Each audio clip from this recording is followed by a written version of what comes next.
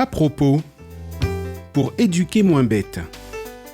Une émission produite par le pôle éducation de l'Union franco-belge. À propos, saviez-vous que l'humour est bon pour la santé, mais pas que ? En effet, nous savons aujourd'hui que rire aux éclats, se bidonner, se marrer est une activité aux bienfaits certains sur notre santé et notre bien-être. Rappelons-nous, rire permet la sécrétion des endorphines. Vous savez, ces petites hormones responsables du plaisir. Elles ont le pouvoir de stimuler la confiance en soi et de développer la sensation de bonheur. Mais pas que. Rire est également excellent pour notre santé physique. Comment ? Eh bien, rire facilite la digestion, améliore la circulation sanguine, ainsi que l'oxygénation du cœur, ce qui réduit par là même la tension artérielle. De plus, rire détend les muscles et sécrète des hormones apaisantes.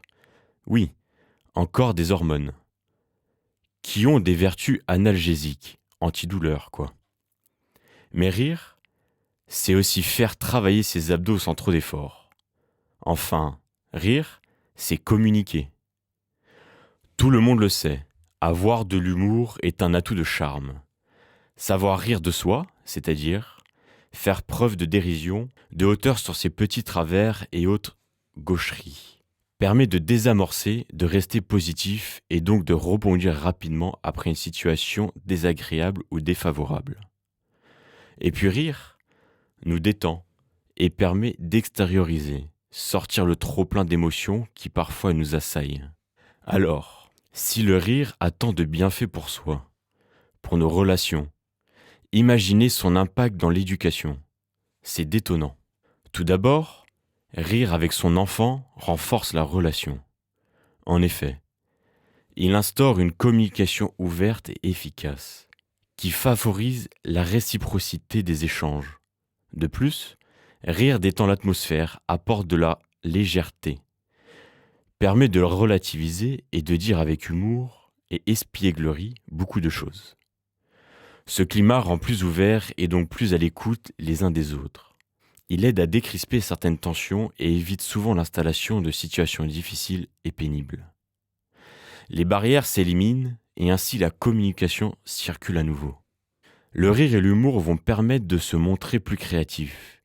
Et ainsi, ce qui était un problème peut plus facilement trouver des solutions. Le fait d'être détendu et ouvert rend plus facile le partage d'idées et favorise la résolution de problèmes. Lorsque l'environnement est joyeux, gai et sans stress, tout le monde reçoit de la sérénité, de la sécurité et de la confiance. Chacun se sent accueilli et non jugé. Cette ambiance agréable réduit considérablement les comportements violents et agressifs. Alors, concrètement, comment aider son enfant, et peut-être soi-même, à développer son sens de l'humour ? De 6 à 12 mois, le bébé n'est pas vraiment en mesure de décider si quelque chose est amusant ou pas. C'est en observant la réaction des parents, leur réaction émotionnelle face à de diverses situations, qu'il répète la même chose.